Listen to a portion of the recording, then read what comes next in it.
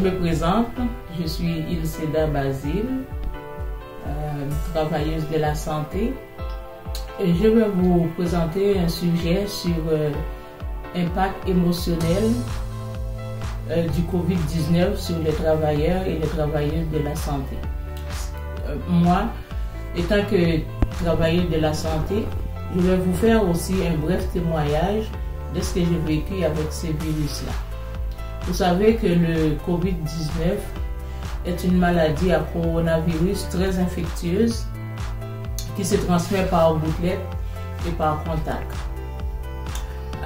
Les personnes qui sont atteintes, la plupart du temps, se guériront sans traitement et sans médicaments.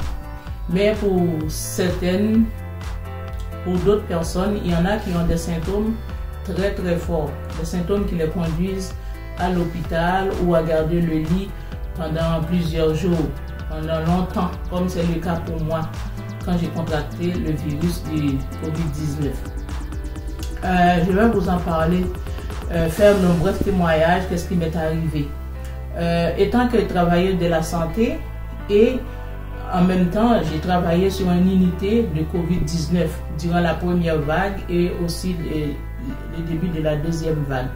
Je connais très bien les mesures sanitaires en place pour se préserver contre entrer en contact avec ces virus, comme porter des gants, se laver les mains, porter des blouses, porter nos masques N95, mais ça ne m'a pas épargné de ne pas contracter ce virus.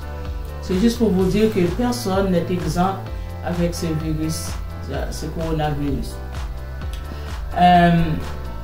Mon bref témoignage, c'est à la fin du mois de décembre, le 28 décembre dernier, en finissant de travailler, j'ai rentré à la maison.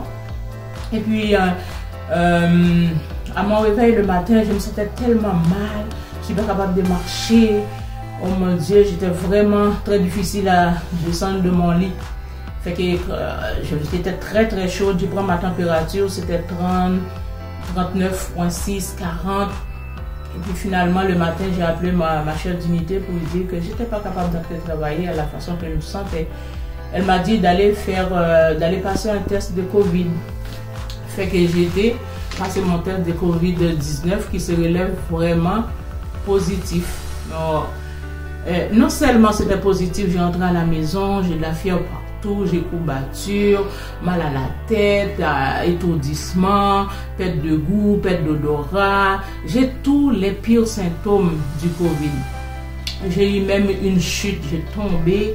Non seulement ça, j'ai ramené la maladie à la maison, j'ai vraiment infecté toute ma maison. Mon mari était positif, mon garçon aussi.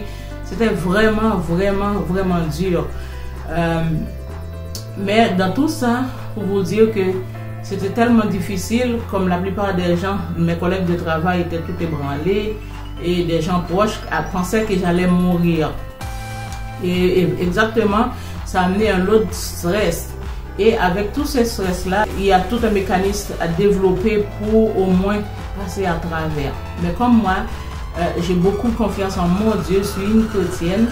Et puis avec l'aide aussi de mon médecin de famille et beaucoup de médicaments de grand-mère, les recettes, toutes les Haïtiens envoient pour épargner du Covid.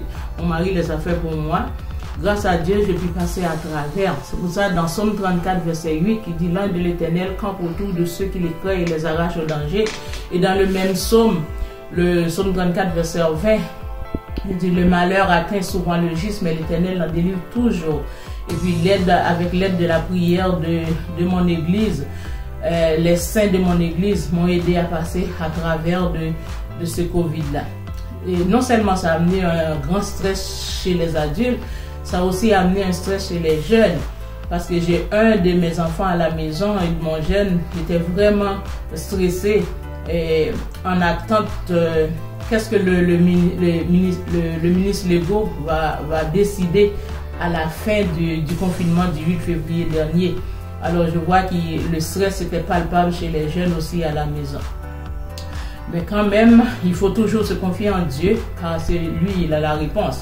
Pour vous dire aussi, ceux qui ont peur d'aller à l'hôpital avec la Covid, quand on a de graves problèmes de santé, par exemple des grands problèmes de respiratoire, il faut aller à l'hôpital.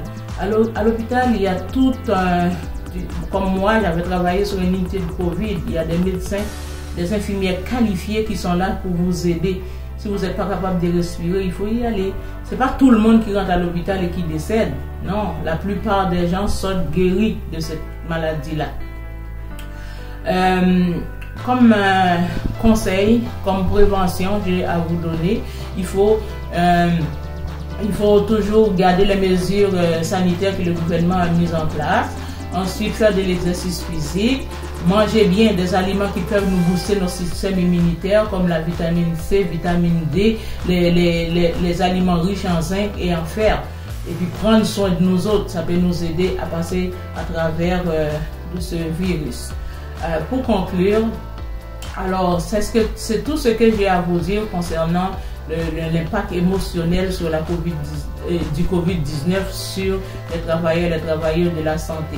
En attendant d'autres sujets à venir, si vous avez des suggestions ou des questions à nous faire, veuillez nous les faire parvenir au site du comité santé Église Baptiste Bethesda. D'ici là, que Dieu vous bénisse.